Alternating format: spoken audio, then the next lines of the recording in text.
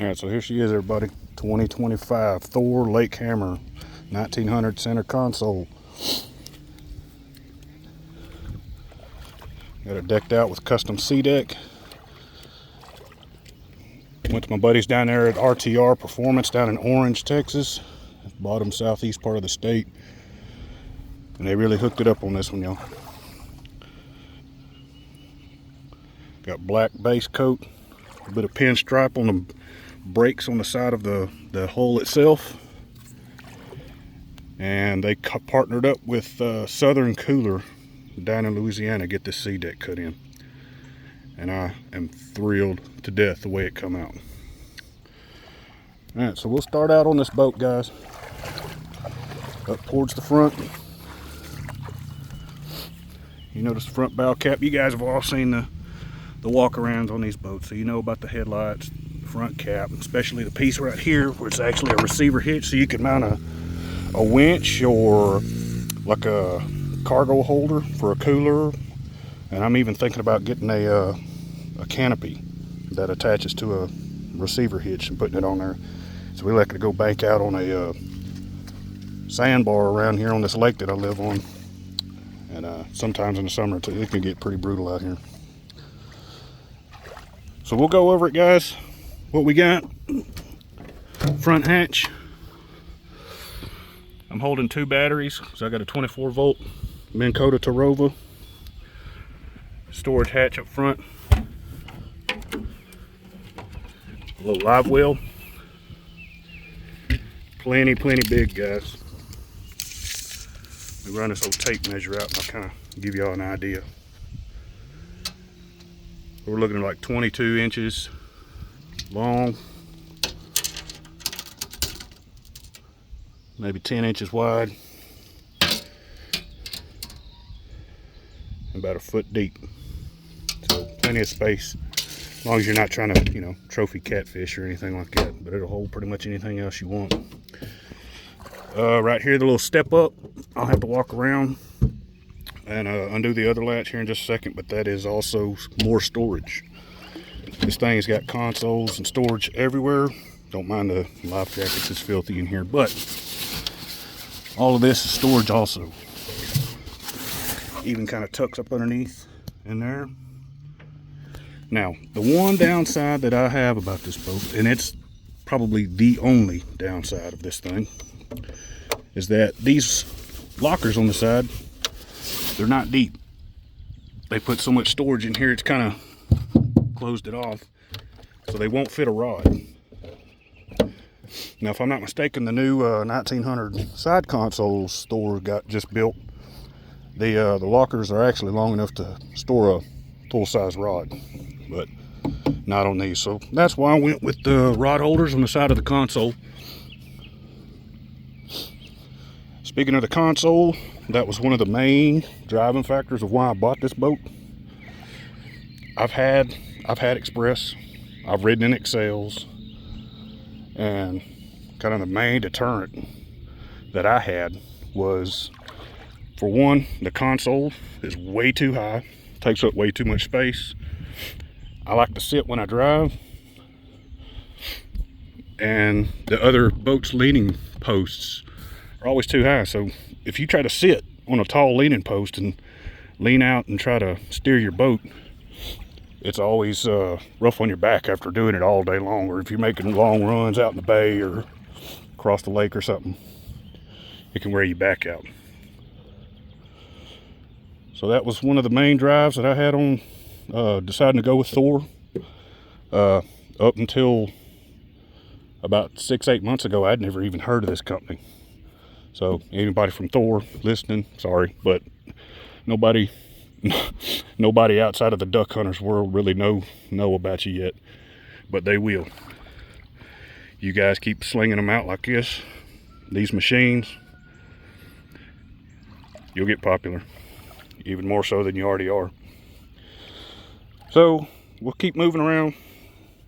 Yesterday I did come out here and I looked at I got some measurements on the draft with a full tank and unloaded.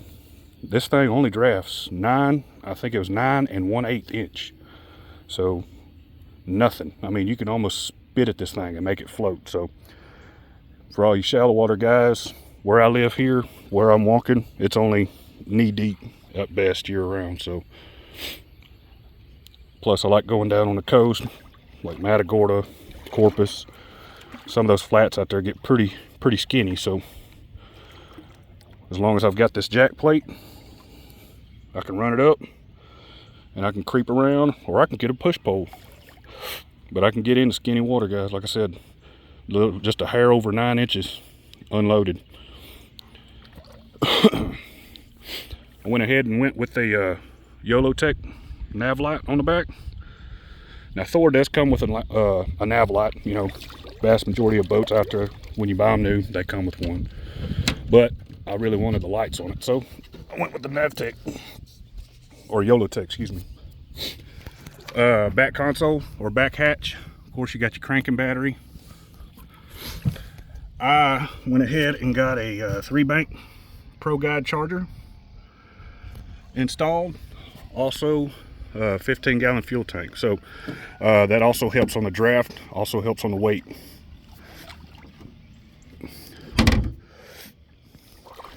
Same thing, a lot of center console boats are coming with these jump seats nowadays. More storage, just like all the rest of them. I'll go over here. I'll flip up this other latch and you can kind of see this small storage area. That's also where you can stick your nav light if you choose to stay with the manufacturer. Same thing over here, more storage. And again, unfortunately, like I said, the one downside is that these lockers aren't big enough to hold a full-size rod. But that's it. That's the only down thing about them. All right, so let's climb up in here. Kind of show you around on the inside. Show you the kind of behind the helm. I'll even show you the flip-up seat. Pull the cable and pull the seat up. Let me get that pulled out for you.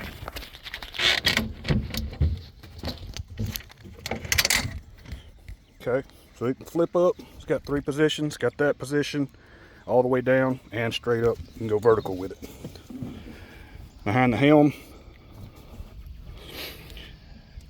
has all your gauges in there. Now, it would be nice if they had an hour meter on here, so you didn't have to either take it to the shop and get it checked. And I know on some Suzukis, whenever you crank it, the tack will actually line up to kind of give you an estimate of how many hours it has on it. I've had this thing for a couple of weeks now. I've ran it loaded.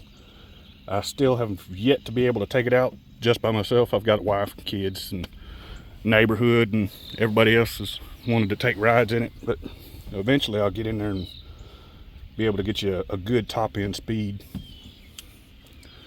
But what I have done, like I said, I've run it loaded with a full tank of gas, 3 adults, jack plate set as well as I can get it, and we ended up hitting 43.7 was our top end. So let that sink into you. 115 with 3 people, fully loaded, fueled, got it up to 43, almost 44 miles an hour.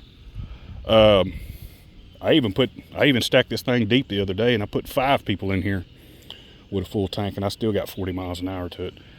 And unless you're running against bass boats in some kind of a tournament, or unless you just like your hair on fire and your butt trying to catch on fire, then 40 to 45 is plenty fast. I would imagine me by myself with a lighter load on the tank, it's probably going to end up around 40, 48, I would imagine.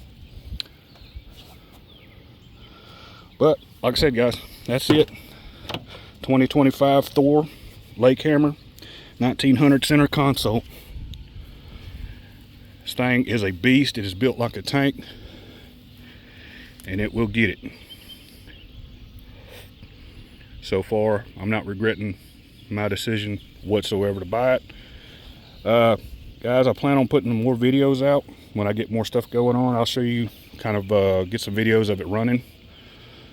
You know, maybe idle out of here, run across the lake, try to get a good top end speed, see how it handles.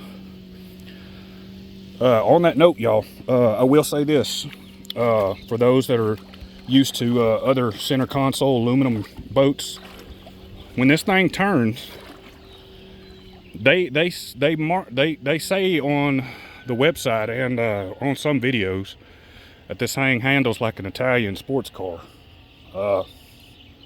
It really does. I mean, it turns almost like it's on rails. But the good thing about it is the hole on the bottom of this boat and the chine is designed to where it doesn't ride up on the side. So whenever you're making a hard pitch or a hard turn, the boat's not coming up on the side of the chine and cutting around. It just almost stays flat. It'll roll up just a little bit, but it stays pretty much flat, and it feels like it's on a rail. But that's it, guys. If you got any question, got any comments, add them to it, man. Like the video, give it a thumbs up or something. Like I said, I'm gonna put some more out, show some of it running, some of it maneuvering around, and I imagine there'll be several more videos on this machine coming out. All right, guys, hope you like it.